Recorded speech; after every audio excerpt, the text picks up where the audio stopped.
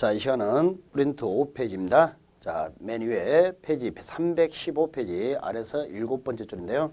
자, 개발행위 제한입니다. 개발행위 소급 제한됐죠?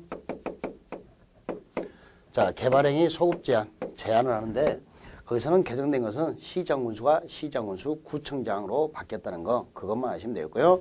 이 내용도 중요한 내용이니까 우리 도시및중앙정비법에서 개발행위 제한은 어떤 경우에 하냐 그러니까 비경제적 건축행위를 막으려고 할 때.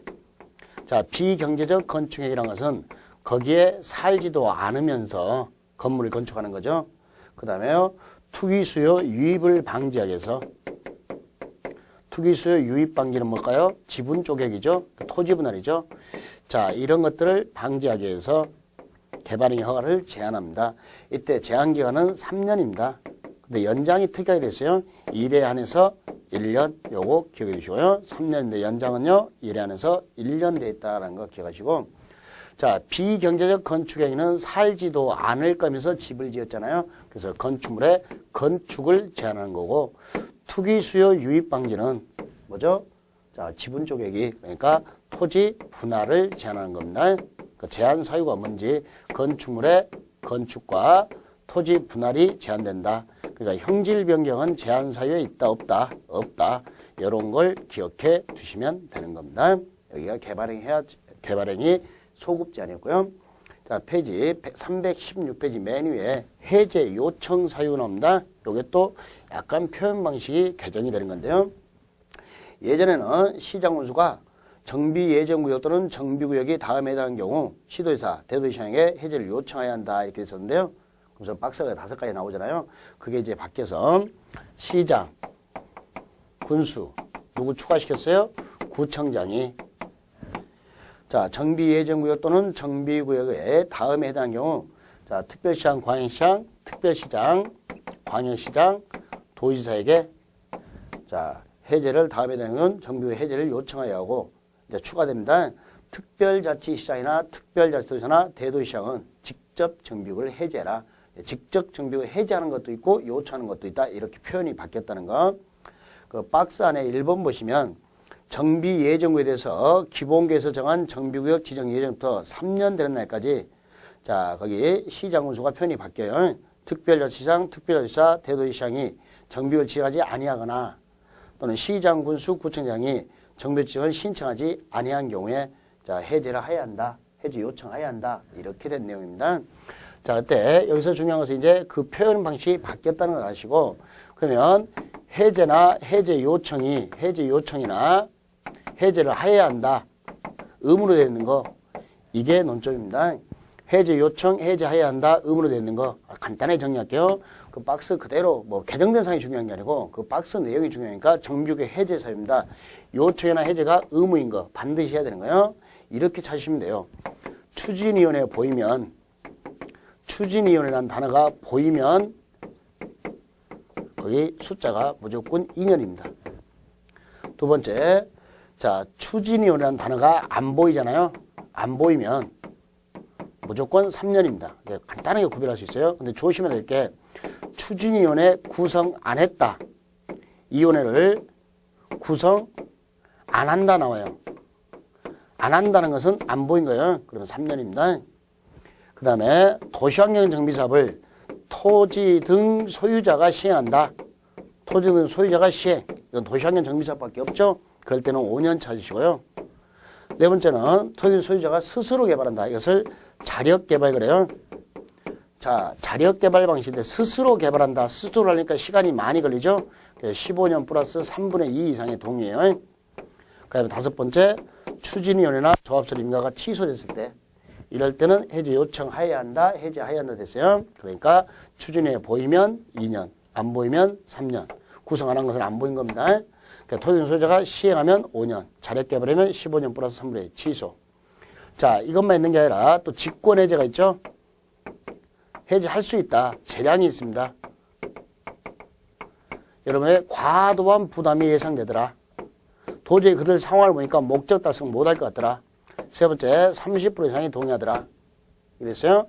자, 직권해제가 시장님이 제일 갖고 싶었던 거예요. 시칼 말고 뭐라고요? 과도, 목적 X. 세 번째니까 몇 프로? 30%. 세 번째니까 30%. 그럴 때는 해제할 수 있다. 여기는 해제해야 한다. 꼭 구별해 주시면 좋겠네요. 자, 페이지 317페이지 맨 위에 해제 요청 절차 나왔네요. 자, 거기도 의견 청취가 어떻게 바뀌었냐면요. 예전에는 시장군수가 시도지사, 대도시장에 정비 해제를 요청하는 경우 시장군수는 이렇게 되는데, 자, 이제 해제 요청만 아니라 직접 해제하는 것도 개정돼서 추가됐잖아요. 그래서 표현 방식이 좀 바뀌는 겁니다.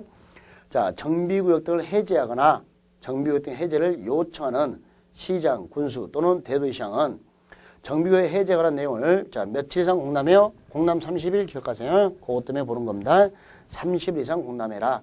그리고 지방의 정치 60일 내에 해줘라. 이런 식으로 표현 바뀐 거. 그 다음에 시장군수가 시장군수 구청장으로 바뀌었으니까 그걸 수정해 주시면 되겠습니다. 그 다음에 맨 아래는 페이지 318페이지 거기 예제 문제 있죠? 예제 문제 그 예전 규정이니까 이제 개정된 규정으로 주체만 좀 수정해 주면 되는 문제니까 이런 거 예제 문제에 있는 문제 설문을 좀 주체를 수정해 주시면 됩니다. 넘길게요. 자, 이제 페이지 6페이지 안전진단 부분이 또 개정이 돼요. 자, 안전진단 부분에서요. 안전진단은 누가 하는 거죠? 시장 군수가 합니다. 재건축 사업의 건축물을 대선합니다. 안전진단 비용은 시장 군수가 부담합니다. 근데 10분의 1 이상의 돈에서 요청하면 요청한 자에게 부담하게 할 수 있다. 이렇게 돼 있어요. 이때 페이지 329페이지에 안전진단 결과 보고서 제출입니다. 자, 안전단 결과 보고서 제출할 때, 자, 국토교통부 장관이 정하여 관보에 고시하는 기준하고 나오는데요. 요 기준 부분이 개정이 됩니다. 기준이 나오는데 그 기준에, 자, 안전단 결과 보고서 제출할 때 국장행정관은 자, 정하여 관보에 고시하는 기준이 안전단 기관에서는 그 기준에 따라야 되는데 기준에 뭐가 들어가냐면 건축물의 내진 성능 확보를 위한 비용을 포함해라. 내진 성능, 지진에 버틴다는 거죠. 내진 성능 확보를 위한 비용도 포함, 이것도 포함. 요게 하나 더 추가됐다는 거, 그거 기억하시면 되겠고요. 7번은 시행결정의 취소 등 요청, 페이지 330페이지요. 자, 거기는 좀 기억해 두셔야 되는데, 보시면 7번에 시행결정의 취소 등 요청에서 예전에는 이렇게 됐어요. 시장군수가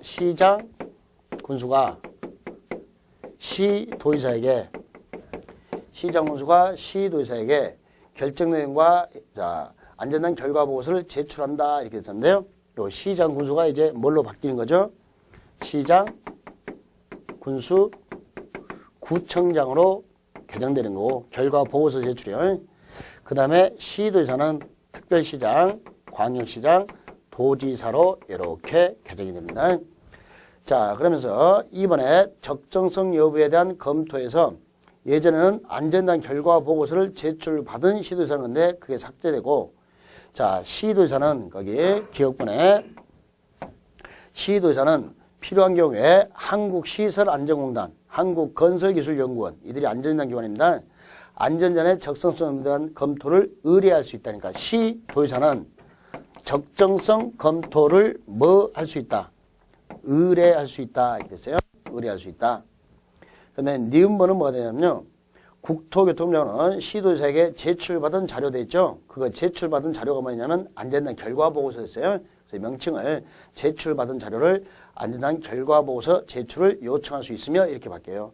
필요한 경우 시도지사로 하여금 안전단 결과의 적정성 여부에 대한 검토라도 요청할 수 있다. 자, 여기 문장 구성을 보시면 시장, 군수, 구청장이 특별시장, 광역시장에게 안전단 결과 보고서를 제출하면 이제 시도지사가 이게 시장, 군수, 구청장의 결정이 마음에 안 들면요. 적정성 검토를 의뢰할 수 있습니다. 한국시설안전공단이나 한국건설기술연구원에. 자, 니은문은 뭐냐면요. 시도지사가 안 해요. 그럼 누가? 국토교통부 장관에 안전단 결과 보고서 너 받은 거 나한테 제출해라. 그리고 시도지사에게 자, 이거 적정성 검토 좀 해봐야겠는데 라고 요청하는 이런 내용입니다. 근데 여기서 이제 주체 부분이 바뀌었으니까 시도지사는 의뢰, 국장은 의뢰가 아니라 요청. 요걸 알고 받으시면 되는 문장이고요. 자, 8번 문장이 중요한 문장이죠. 자, 시도지사는 검토 결과에 따라 시장군수에게 정비계 수립 결정 또는 제조사업 시행 결정의 취소 등 필요한 조치를 요청할 수 있으며 시장군수는 특별한 사유가 없는 한 이에 응하여야 한다 됐죠. 자, 여기서도 이제 주체가 바뀌는 건데, 시도지사가 특별자치도지사, 특별시장, 광역시장, 도지사로 바뀌었고요. 자, 검토 결과에 따라 시장 군수가 아니라 시장, 군수, 구청장에게 이제 거꾸로 바뀌었을 뿐이에요. 이렇게 되는데, 이들이 특별시장, 광역시장, 도지사가 시장, 군수, 구청장에게 정비계 수립 결정, 재개사업 시행 결정에 취소 등 필요한 조치를 요청할 수 있다. 취소한다가 아니고요. 요청할 수 있다 됐어요.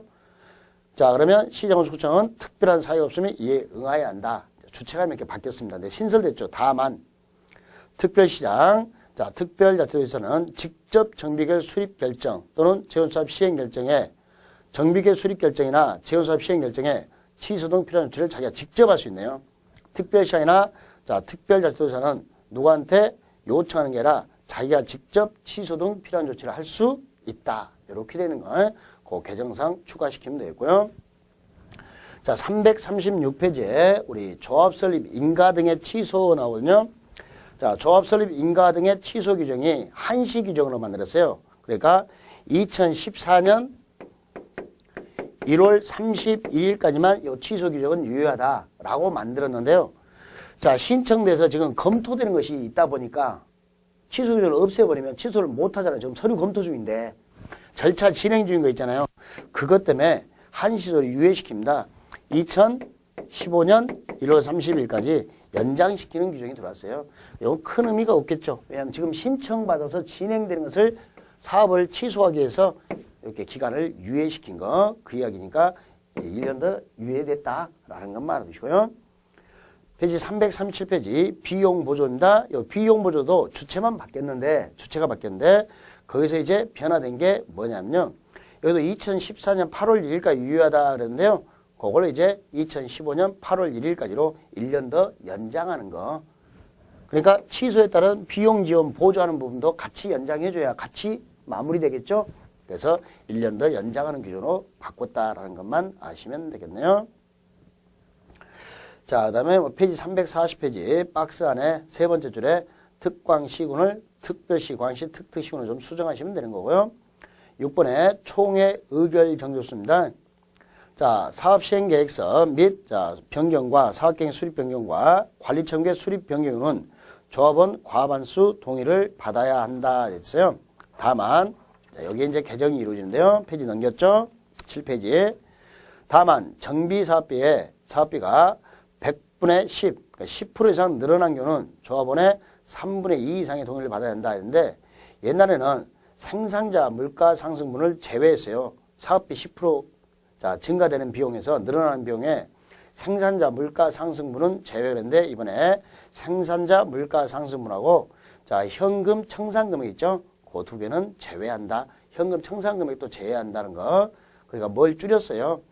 자, 정비사업비 상승분이 10% 이상 늘어나는 경우에 그 청산금, 현금 청산금액을 제외시키면서 10% 늘어난 부분 양이 좀 줄어들게 하는 이런 개정이 이루어졌다 보시면 되고요. 그 다음에 페이지 348페이지 아래에서 10번째 줄 나오는데요. 자, 이건 건축위원회 심의죠. 우리 사업시행계획에서. 그때 예전에는 시군구 도시계획위원 건축위원회인데 이제는 특별자치시 특별자치도 건축위원회 추가된 건데요. 여기서 중요한 것은 이제 그 앞에 문장이죠. 자, 정비구역이 아닌 구역입니다. 그럼 정비구역이 아닌 구역에서 할 수 있는 사업은 딱 하나밖에 없어요.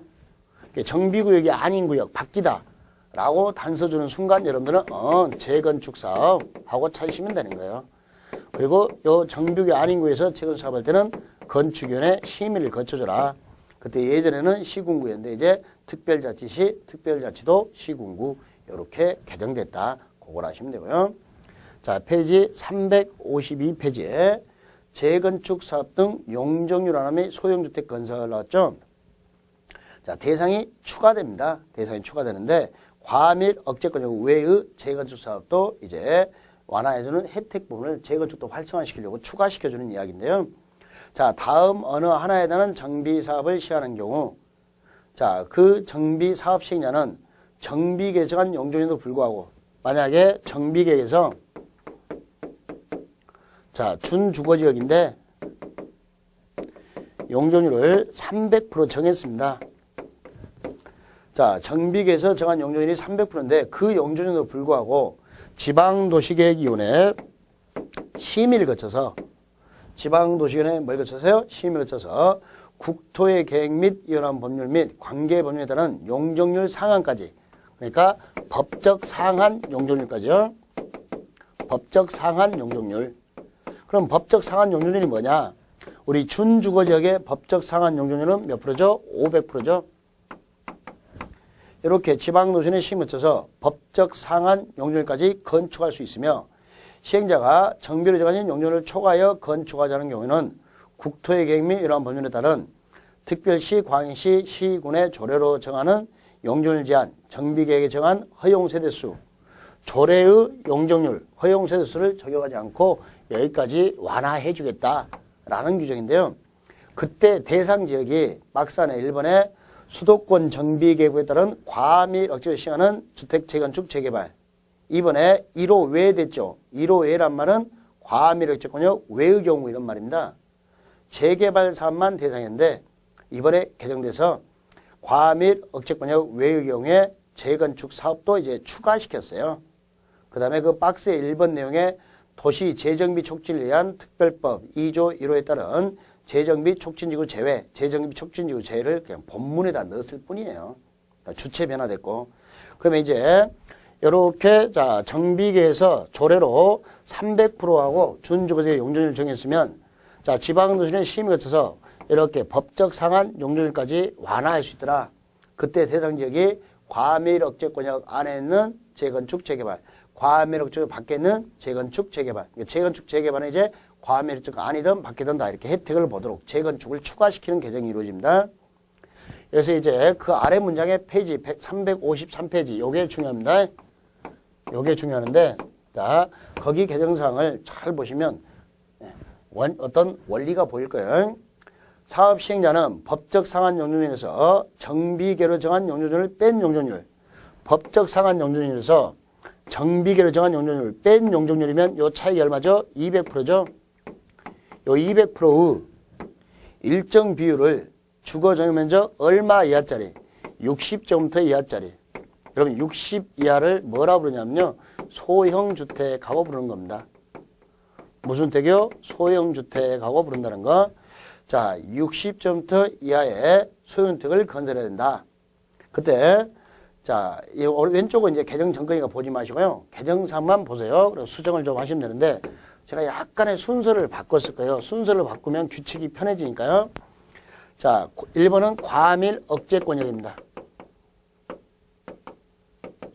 2번은 과하 및 억제권역 외입니다. 그래서 과하 및 억제권역에서 재건축 사업입니다. 과하 및 억제권역 외에서 재건축 사업입니다. 자, 그러면 과하 및 억제권역에서 재건축 사업은 소형주택을 30%에서 몇 프로? 50%. 자, 100분의 30에서 50 이하로 시도 조례로 정하는 비율이죠. 그러니까 30%에서 50%를 범해서 시도 조례로 정한다 이렇게 됐어요. 근데 과하 및 억제권역 외일 때는요. 자, 이렇게 됐네요. 50% 이하. 여기는 30에서 50, 그 다음에 50% 이하. 여러분, 과하 및 억제권역 외일 때 뭐 해야 돼요? 소형주택 건설 비율이 더 작아야겠죠? 이게 더 작은 거예요. 그럼 여러분 지금 이거 보면, 이건 30에서 50이고 이건 50인데요?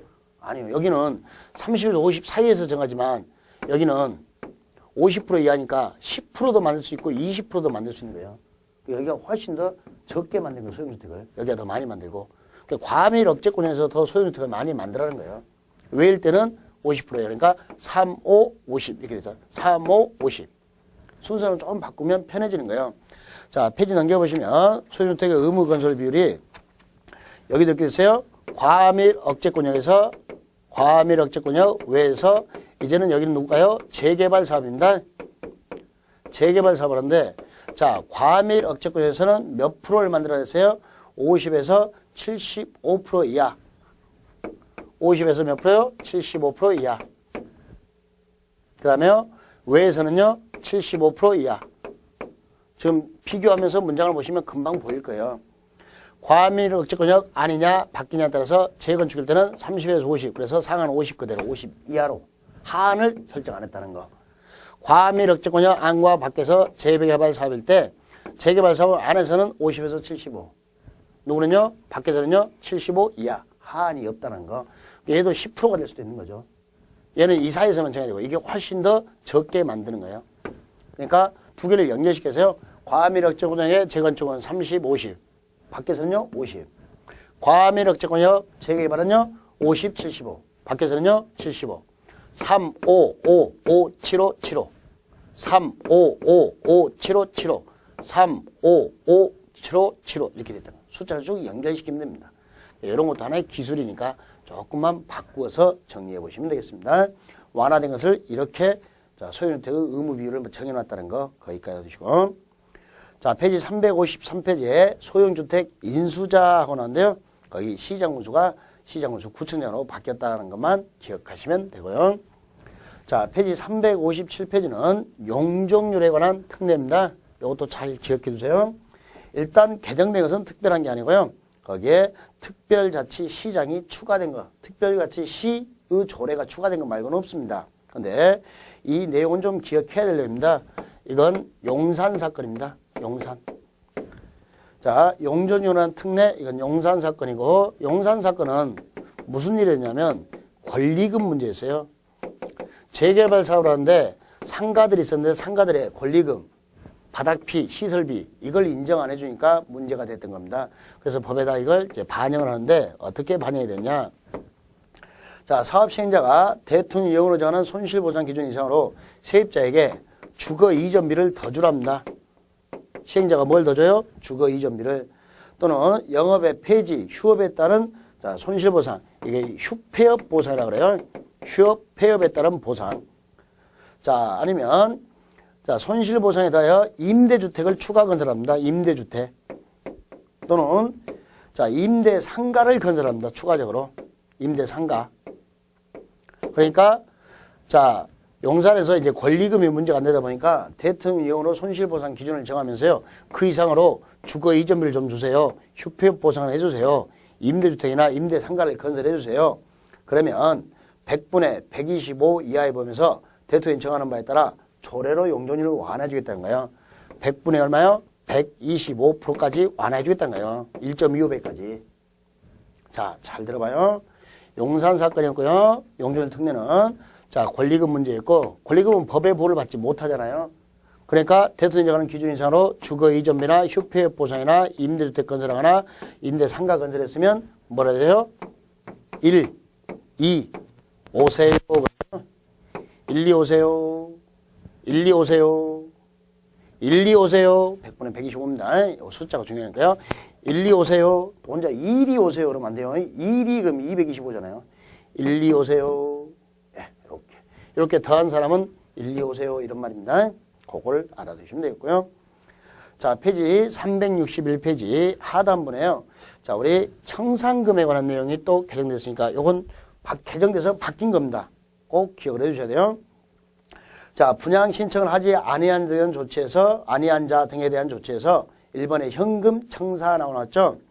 사업 시행자는 토지는 소유자가 다음에 해당하는 경우에는 다음의 구분에 따라 자, 다른 나라부터 150일 이내에 대통령이 정하는 절차에 따라 토지, 건축물, 그 밖에 관련 현금을 청산한다 되는데 그의 내용이 이제 쑥 바뀝니다. 현금 청산은 자, 분양 신청을 하지 않더라. 철회하더라. 또는 자, 너무 작아서 관리처분계에서 분양 대상에서 제외된 자. 이 제외된 자는 관리처분계 인가받은 날에 자, 요 세 가지 다 하나로 통합시킵니다. 관리, 처분, 계획, 분양계획이죠. 인가받은 날에 자, 인가받은 날에 다음 날입니다. 키워드가 뭐라고요? 인가받은 날에 다음 날부터 며칠 내 청산해 주세요. 90일 내 청산해 주세요. 인가받은 날에 다음 날부터 며칠 내 청산해 주세요. 90일 내 청산해 주세요. 이렇게 개정된 거. 현금 청산이 예전에는 150일인데요. 이제 150일 아니고 며칠이요? 90일. 그 다음에 여기 뭐 분양 신청하지 아니한 자, 철회한 자는 분양 신청 기한 종료일에 다음 날부터 150일인데 이제 그걸 다 없애버리고 분양 신청을 하지 아니한 자, 철회한 자, 관리처분에서 제외된 자, 관리처분계 인가 받은 날에 무슨 날부터요? 다음 날부터 90일 내 현금 청산. 요건 잘 기억해 두셔야겠네요. 자, 그 다음에 페이지 363페이지 아래서 7번째 줄에 자, 관리처분계획 수립 기준입니다.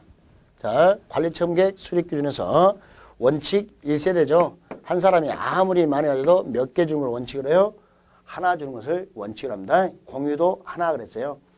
1세대 1주택을 원칙으로 합니다. 그 다음에 예외적으로 수만큼 공급할 수 있었죠. 과밀 억제권역 외지에 있는 재건수사업이나 근로소득소 기숙사 공적 주체. 또 가로주택 정비사업은 3개 이하로 한정했죠.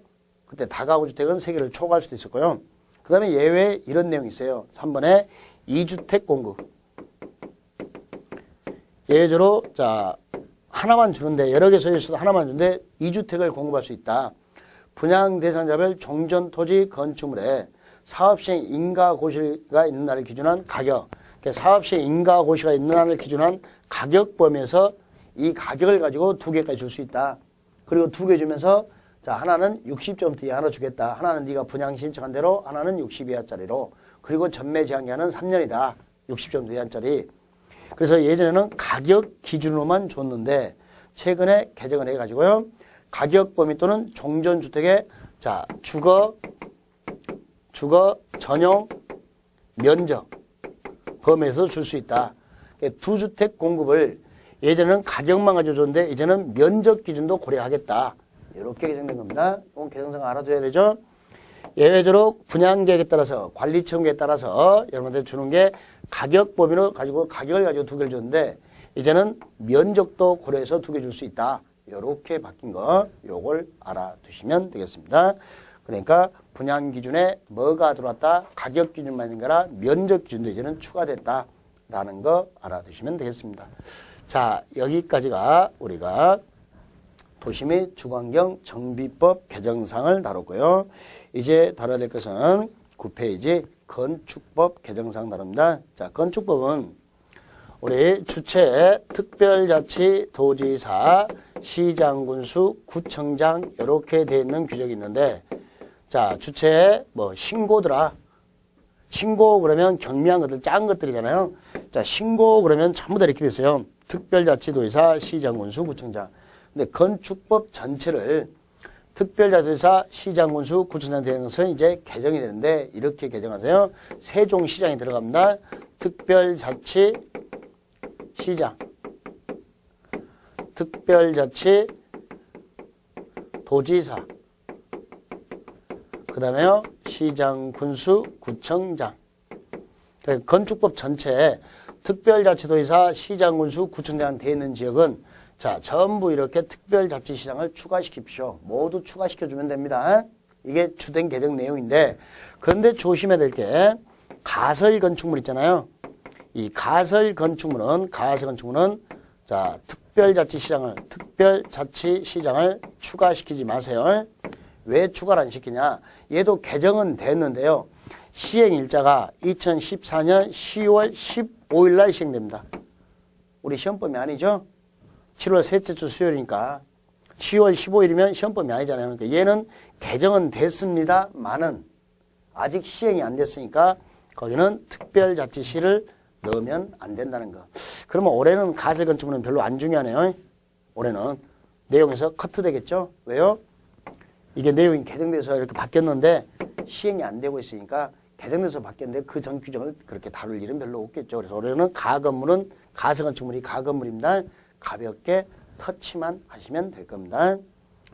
자, 그 다음에 다시 개정사항이요. 페이지 405페이지에 도로의 용어정이 나오는데요. 거기 도로 용어정에서 2번에 보시면 박스 2번에 보시면 건축 허가 신고 시에 특별시장, 광역시장, 도의사, 특별자치도의사가 되는데 거기 특별자치시장 없죠? 그 사람 하나 추가됐다는 거 그걸 알고 보시면 되고요. 자, 여러분 페이지 418페이지 가시면 용도 변경 나올 겁니다. 건물의 용도 분류가 나오는데 22번 용도가 자, 분뇨 및 쓰레기 처리설이 있는데 이게 이렇게 용어가 바뀌었어요. 자원 순환 관련 시설입니다.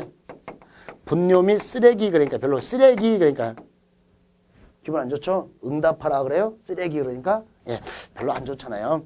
그래서 자원순환 관련설로 이름이 바뀌었습니다. 분뇨 및 쓰레기 처리설이 뭘로 바뀌었다? 자원순환 관련설로 바뀌었다. 요걸 알아두시고 페이지 419페이지 가면 용도 변경, 자, 산, 점, 문, 영업, 교육, 근주기 하고 나오잖아요. 그때 거기에 산업등설권에 마번에 분뇨 및 쓰레기 처리설이 뭘로 바뀌었어요? 자원순환 관련설로 개정됐으니까 바꿔주시고 자 페이지 430페이지 가시면 자 시도의사하고 나올 거예요. 자 430페이지는 여기 우리 건축허가 제한 파트에서요. 건축법 전체가 바뀐 게 아니고 거기 430페이지 여기서만 수정해야 돼요. 시도지사 하는 게 어떻게 바뀌었냐면요. 특별시장, 광역시장, 도의사로 이렇게 수정돼요. 건축법 전체가 그렇게 바뀐 게 아니고 430페이지 부분만 이렇게 바뀌었어요. 이거 알아두세요. 네. 이제 이 자리가 중요한 자리였으니까 그거 받으시고 자 페이지 430페이지 아래쪽에 보시면 건축허가의 필수적 취소 7번에 나와요. 자 건축허가의 필수적 취소는 자 크게 둘로 나눴어요. 어떤 경우냐면 1년 내 공사에 착수하지 않더라 1년 미착수였어요. 자, 그 다음에 허가받은부터 1년 내 공사는 착수했으나 공사 완료 불가능이었어요. 불가능. 그러니까 이렇게 공부했어요. 불미스러운 일이 발생하면 취소해야 한다. 요 내용인데, 자, 요 내용이 이제 개정돼서 뭐가 추가돼요. 허가받은부터 1년 내 착수하지 않으면 취소해야 한다. 했는데, 그 1년이라는 단어 다음에 추가되는 게 산업 집적 활성화 및 공장 설립하는 법률에 따라 공장의 신설, 무엇을요? 공장을 신설, 증설 또는 업종 변경의 승인을 받은 공장은 3년. 자, 공장인데 이게 신설이나 또는 뭐 증설이나 업종 변경 승인을 받았으면 몇 년 미착수면 3년. 공장 신설할 때는 신설할 때는 몇 년이요? 3년. 좀 시간을 넉넉하게 줬습니다. 3년 내 착수가 되면 취소해야 한다. 다만 농지 전용 허가 또는 농지 전용 신고가 의제되는 공장의 경우는 농지 관련된 때는 몇 년? 2년 이렇게 넣었네요. 자 이렇게 됐어요. 1년 미착수면 취소해야 한다. 이 규정 그대로 있는데 공장을 신설하거나 증설하거나 업종 변경 승인받았으면 3년. 자 농지 전용 신고 농지일 때는요 2년. 미착수면 취소해야 한다. 이렇게 개정상이 바뀐 거. 그러면 공사완료 불가능도 나왔죠? 요 기간 내 착수했는데 공사완료 불가능 그런 거예요. 그래서 여기 공장일 때는 자 공장 설립에 관한 법률에 따라서 공장의 신설이나 증설이나 업종 변경 승인을 받을 때는 3년. 잘 봐봐요. 신설, 증설, 업종 변경 승인 3개 3년입니다. 농지 전용 허가 신고 의제 두 개입니다. 2년입니다. 이렇게 됐네요. 이렇게 변경된 거 알아두시면 되겠습니다. 자, 그 다음에 10페이지 가시면요. 우리 페이지 453페이지 아래쪽에 도로의 용어, 통행도로의 용어 정의할 때 거기서도 특별자치시장, 아까 앞에 도로의 용어 정의 개정사항이 있었죠? 그거 추가됐다는 거 알아주시면 되고요. 자, 페이지 479페이지입니다. 여기는 뭐냐면요. 우리 가로구역에서의 높이 제한입니다. 어디서 높이 제한이요? 자, 가로구역에서 높이 제한입니다. 가로구역은 이렇게 대지가 삥 둘레 뭘로 둘러싸인 지역이요? 도로로 둘러싸인 지역을 뭐라고 그래요? 가로구역 그럽니다. 이렇게 삥 둘레 도로 둘러싸인 지역을 뭐라고 한다고요? 가로구역. 여기가 가로구역이에요. 자, 이때 예전에는 지금 여기 개정사항만 먼저 정리하죠. 예전에는 가로구역의 최고 높이 그랬어요.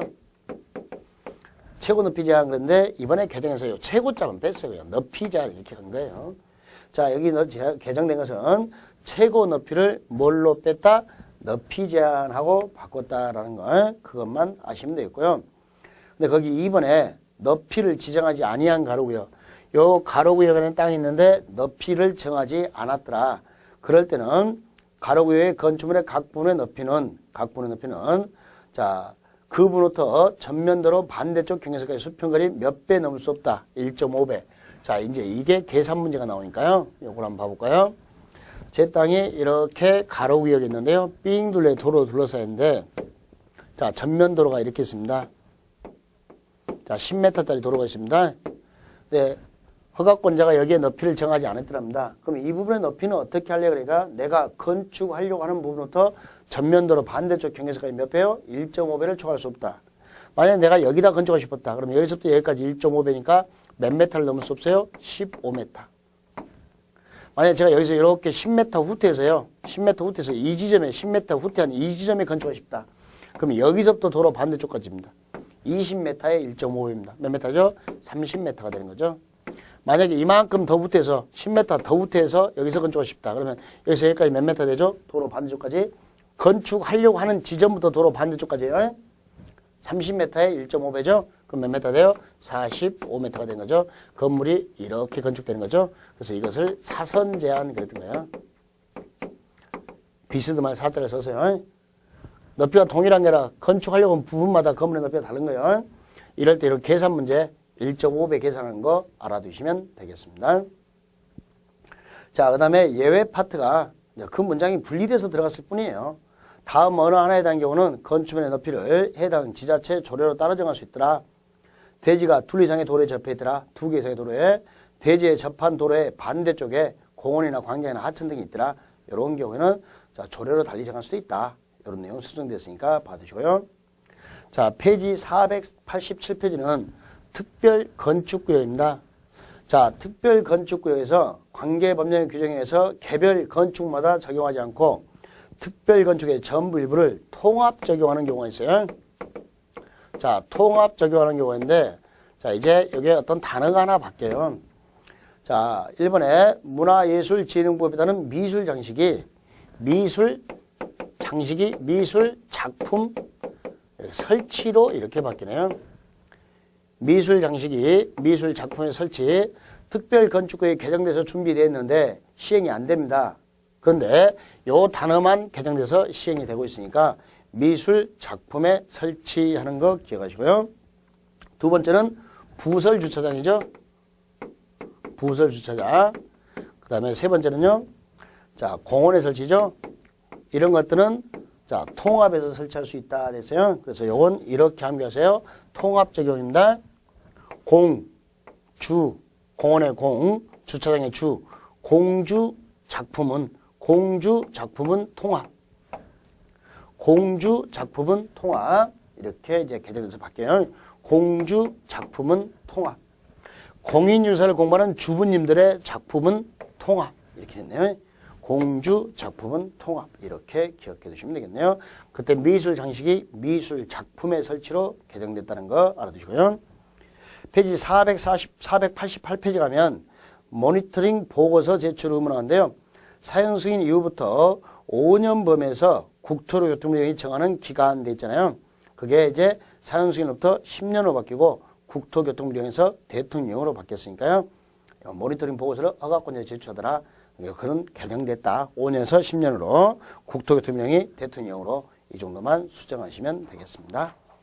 자, 이제 주택법 개정사로 갑니다. 주택법 개정사입니다. 자, 주택법의 개정사에 보시면 이 공공택지라는 단어가 개정이 돼요. 자, 여러분 공공택지는 단어 속에서 힌트가 다 나옵니다. 자, 첫 번째 공은요. 공적주체의 공입니다. 두 번째 공은요. 공동주택의 공입니다. 그러니까 공공택지라면 자, 공적주체가 건설하는 공동주택 건설 용지예요. 용어 중에 봐봐요. 다음 어느 하나에 해당하는 공공사업에 의하여 공적주체죠. 개발 조성되는 공동주택 건설 용지예요. 공공택지 시험 문제 나오면요. 이거는 자, 민간택지, 개인 나오면 무조건 틀린 문제이고요. 공공사업이니까 공적주체고요. 공동주택 건설이니까 여기에 단독 나오면 무조건 틀린 문장이에요. 그러니까 공공택지는 공적 주체가 조성한 공동주택 건설용지다. 단독이다 아니다. 민간이다 아니다. 요걸 아시면 객관식은 푸는 거고요. 그때 이제 어떤 단어가 개정되냐면요. 우리 보금자리 주택 있잖아요. 보금자리 주택. 이 보금자리 주택지구 사업이 개정된 거예요. 보금자리 주택에서 보금자리 주택을 이렇게 바꿔요. 보금자리 주택을 단어를 뭘로 바꾸냐? 공공주택으로. 보금자리 주택을 뭘로 바꿔요? 공공주택. 그러니까 공공주택 건설등에 관한 특별법에 따른 공공주택지구 조성사업.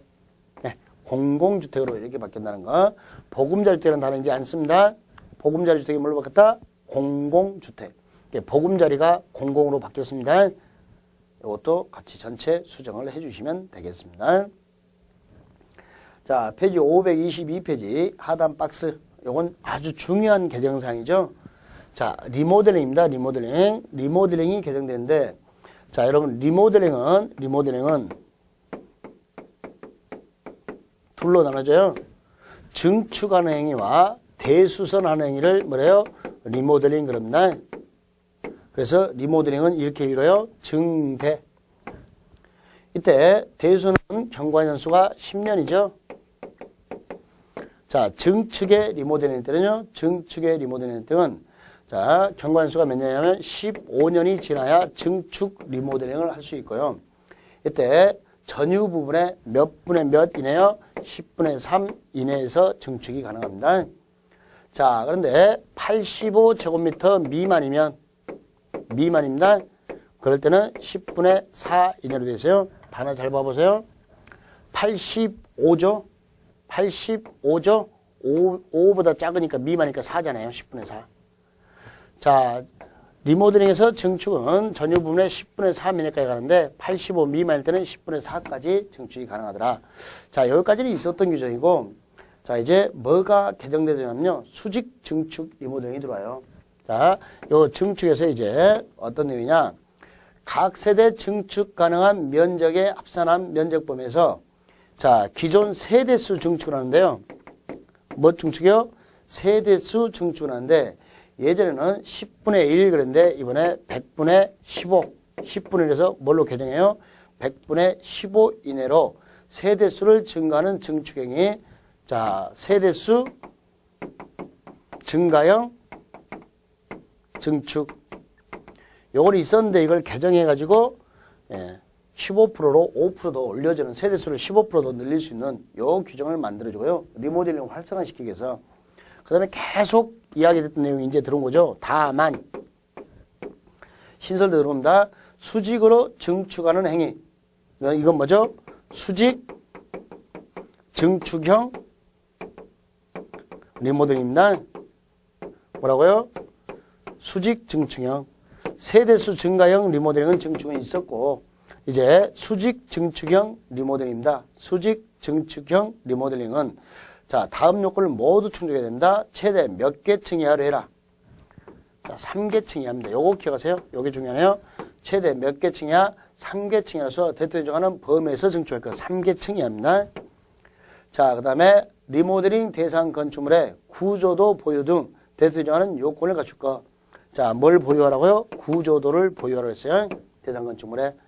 자, 두 가지가 개정되는데 리모델링은 증대, 대수선은 10년, 증축은 15년, 10분의 3 이내에서 전유 부분에요. 85mm 때 10분의 4 여기까지는 있었던 규정이고, 자, 세대수 증가형, 자, 세대수 증가형 리모델링입니다. 세대수 증가형 요 리모델링은 증축에서요. 세대수가 증가되는 리모델링은 자, 세대수 100분의 15까지 10분에서 100분의 15로 개정됐고, 자, 수직 증축형 리모델링을 만들어내는데 몇 개층 이하까지만 10층짜리 건물 있으면 거기에 3개층 올려서 13층 이하까지 이렇게 바뀌어요. 구조도를 보유해 주세요. 이렇게 개정된 거 그걸 정리하시면 되겠습니다. 자, 페이지 523페이지 하단에다가 11번하고 하나 또 추가시키세요. 자, 혼합주택단지입니다. 혼합주택단지. 그러면 혼합이란 것은 뭐가 섞였단 말이네요. 자, 혼합주택단지란 분양을 목적으로 하는 공동주택. 공동주택인데 그게 무슨 목적이요? 분양 목적. 의 공동주택과 뭐가요? 임대주택. 임대주택이 함께 있는 주택단지를 혼합주택단지라 부른다. 자, 분양 목적의 공동주택과 임대주택이 함께 있으면 이걸 뭐라고요? 두 개 같이 있으니까 혼합주택단지. 그거 알아주시면 되고요. 페이지 541페이지 이거 수정하시면 되는 내용입니다. 중요한 거 아니고 페이지 580페이지도 그 밑줄 그어진 단서가 삭제됐으니까 책에서 삭제만 합시오. 자, 페이지 581페이지 자, 뭐냐면요. 증축형 리모델링의 안전진단. 신설 조항이니까 혹시 또 증축형 리모델링의 안전진단입니다. 신설 규정입니다. 그래서 여러분들 교재에다가 거기에 페이지 581페이지에다가 요 내용을 좀 추가시키면 되는데요. 어떻게 됐냐? 증축형 리모델링 하려는 자는 시장, 군수, 구청장에게 안전진단을 요청하라 했네요. 뭘 요청해요? 안전진단. 안전진단을 요청받은 시장, 군수, 구청장은 해당 건축물의 증축 가능 여부의 확인 등을 위해서 안전진단을 실시해야 된다. 2번, 시장, 군수는 이에 따른 안전진단을 실시하는 경우에 대토지정하는 기관에 안전진단을 의뢰하고 안전진단을 의뢰받은 기관은 리모델링을 하려는 자가 추천한 건축 구조 기술사와 함께 안전진단을 실시해라. 추천한 자와 함께 해라. 3번, 시장군수청이 이에 따른 안전진단으로 건축물의 구조의 안전에 위험이 있다고 평가하여 도시 및 주관경 정비법에 재건축 사업 시행이 필요하다고 결정이 됐어요. 안전진단 했는데 이런 건축물에서는 증축형 리모델링을 해서는 안 된다. 재건축이 필요하더라. 근데 거기다 증축해서 3계층도 올리면 이건 위험한 발상이죠. 그러니까 안 된다. 이렇게 해놨고요. 4번 안전진단을 의뢰받은 기관은 국토교통부 장관이 정하여 고시하는 규정에 따라 안전진단을 실시하고 국토교통부령이 정하는 방법 및 절차에 따라 안전진단 결과 보고서를 작성하여 안전진단을 요청한 자와 시장, 군수, 구청에 제출해라. 5번 기억하세요. 시장, 구청은 안전진단 실시하는 비용의 전부 일부를 리모델링을 하려는 자에게 부담하게 하여야 한다 할 수 있다. 우리 공법의 모든 비용 부담. 우리한테 리모델링 하려 하는 자, 리모델링을 하려 하는 자, 개인이죠. 개인한테 비용 부담은 전부 다 할 수 있다. 그 문장 하나 봐두면 되겠네요. 6번에 그 밖에 안전진단 관하여 필요한 사항은 대통령으로 정한다. 그 다음에 12페이지 나와 있는 내용은요. 우리 시험하고는 무관한 내용들입니다. 네, 교과서 내용이 수정되어 있으니까 여러분한테 참고해서 수정하시라고 추가 넣어준 거니까 그거 활용하시면 됩니다. 그건 여러분이 보고 내용만 고치세요. 시험하고는 무관한 내용입니다. 자, 이제 농지법 개정사항 13번으로 갑니다. 참 법 많이 바뀌었죠. 자, 농지법 개정사에서 농지의 개념이 좀 바뀝니다. 자, 농지의 개념 보시면 농작물 경작이나 다년생식물 재배지에 설치한 다음에 농축산물 생산설 부지로서 다음 어느 하나에 해당하는 시설에 부지하면서 나오는데요. 거기서 이제 우리 3번 내용이 바뀌어요. 3번 내용에 농막, 간이 저장고, 간이 퇴비장, 액비 저장소가 있는데 그걸 3번과 4번으로 3번의 가운데 있는 간이 퇴비장을 3번에 넣어주고 농막이나 간이 저온 저장고나 간이 액비 저장고 중 농림축산식품을 정하는 시설 특별하게 변한 게 없죠. 그걸 하시면 돼요. 그냥 두 개를 분리시켰다. 그러니까 같이 있어도 뭐 상관없는 내용이겠죠. 자, 근데 중요한 게 페이지 634페이지 대리 경작자 지정 요건입니다. 자, 대리 경작자 지정 요건. 제가 농사를 안 짓고 땅을 놀리니까 그걸 유휴농지 그러잖아요.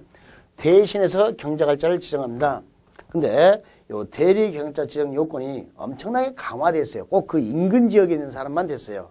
그러다 이번에 이 요건을 아주 완화시켜 줍니다. 왜 그러냐? 대리 경작하려고 하는 사람 자체가 없어요. 노는 땅이 많으니까. 대리 경작자 지정 요건을 못하고 있어요. 완화시켜 주는데 양가로 1번에 보시면 시장군수청은 대리 경작자를 지정하려는 경우에 해당 농지의 인근지역, 요 인근지역이 빠지는 거예요. 인근지역에서 농업기관은 농업인 농업법에서 대리 경작을 하려는 중 해당 농지를 효율적으로 경작할 능력이 있다고 인정된 자를 대리자로 지정해야 한다. 이렇게 돼 있었어요. 그러니까 과거에는 인근지역의 농업이나 농업법인이 됐어요. 그런데 이제 요 인근자를 삭제시켜 준 거예요. 그러니까 범위가 확대되는 거죠. 대상을 어디요? 인근하지 않고 누구나 다 할 수 있게 해놨다고요. 그러면서 뭐라고 그러냐? 시장군수청은 대리 경작자를 직권으로 지정하는 경우에는 대리 경작자를 뭐 한다고요? 직권으로 지정하려는 경우에는 다음 하나에 해당하지 아니하는 농업인, 농업법인에서 대리 경작하려는 자 중에서 정해야 된다 됐죠. 그러니까 지정 요건을 농업인, 농업법인 중에서 지정하는데 자, 거기 1번부터 6번은 빼고 그래요. 그럼 나머지는 다 된다는 거예요. 옛날에는 그 인근에 있는 농업인 농어법이면 된다고 그랬는데 이제는 농업인 농어법 중에서 1번부터 6번에 해당하는 자만 좀 빼라. 그리고 나머지는 다 지정 요건에 해당한다. 그 요건을 완화시켜준 거예요. 1번 보시면 농지 처분 의무를 통지받고 처분하지 아니한 자. 처분 통지받고 처분했지 않았어요? 안 했어요. 이런 자는 대리인자 지정이 안 됩니다. 두 번째, 처분 명령을 받고 그 처분 명령 대상 농지를 처분하지 않은 자. 여기도 처분 안 했죠? 여기는 통지받고 처분 안 했고 여기는 명령받고 처분 안 했고 그럼 1, 2번은요. 처분 안 한 자 이렇게 보시면 되겠고요. 3번, 4번은요 또 3번은 징역형 선고받고 집행이 끝나거나 집행을 받지 아니하고 확정대로 자 징역입니다. 몇 년 지나지 않은 자. 1년 지나지 아니한 자. 몇 년이요? 1년. 4번은 징역형의 집행유예 선고받고 집행유예네요. 집행유예를 선고받고 그 유예기간 중에 있는 자. 5번은요. 징역형의 자 뭐라 했어요? 선고유예. 선고유예. 여기는 집행유예. 그리고 그 기간 중에 있는 자. 6번 벌금형 몇 년? 1년 지나지 않은 자. 벌금형 선고받고 1년 지나지 않은 자. 자, 징역형 몇 년? 1년 지나지 않은 자. 벌금형 몇 년? 1년. 집행유예와 선고유예가 있죠. 이건 뭐냐면요. 집행유예는요.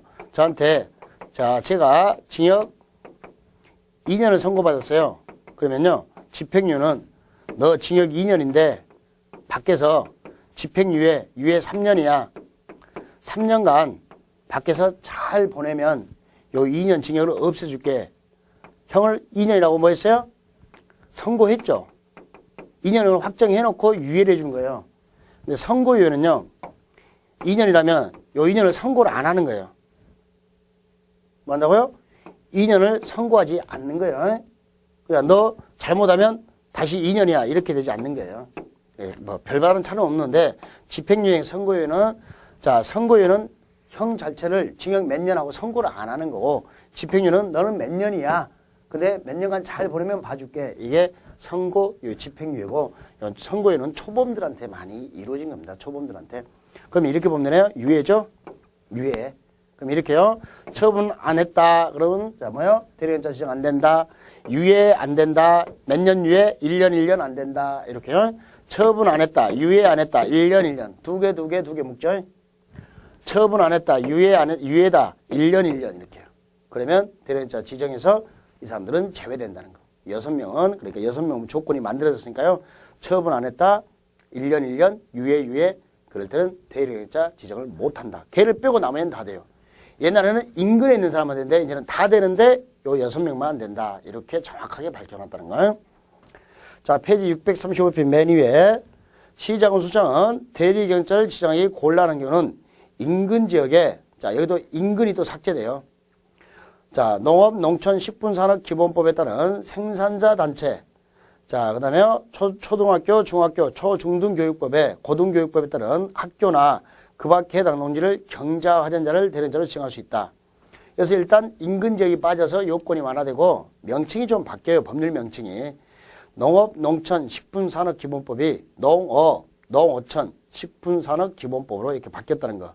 근데 거기서 인근 삭제됐다는 거 아셔야 돼요. 뭐가 삭제돼요? 인근 지역이. 위에 박스도 인근 지역이, 아래 박스도 인근 지역이. 그러면서 범위를 넓혔다. 대상을 한정지지 않았다는 거. 이게 개정상의 주 취지입니다. 요건 하나. 자, 그 다음에 페이지 644페이지 위에서 10번째 줄 보시면 농업보호구역에서 행위제한 나오는데요. 자, 개정 전에 신에너지 및 재생에너지 개발 이용 보금 촉진법에 따른 태양에너지를 이용하는 발전 설비인데 싹 지워지고 그냥 태양에너지 발전 설비 이렇게 개정됐습니다. 예, 여기까지가 농지법 개정상이었습니다. 자, 지금 개정상을 다 정리했는데요. 자, 우리 7월 셋째 주 수요일 16일 정도에 공고나면 그 사이에 또 변화되는 규정이 있으면 이쯤에서 다시 한 번 더 정리하도록 하겠습니다. 근데 이번에 너무 많은 양이 개정되다 보니까 교과서도 수정해야 되고 그래서 먼저 여러분한테 개정상 정리를 해줬습니다. 이때 이제 7월 16일쯤에서 공고 나면 그 이후에 개정상 정리할 때는 예, 꼭 필요한 것들만 시험 문제 나올 것 같은 거 이런 것 중심으로 다시 개정상 정리가 이루어질 겁니다. 자, 오늘은 여기서 마무리 짓겠습니다. 예, 수고하셨습니다.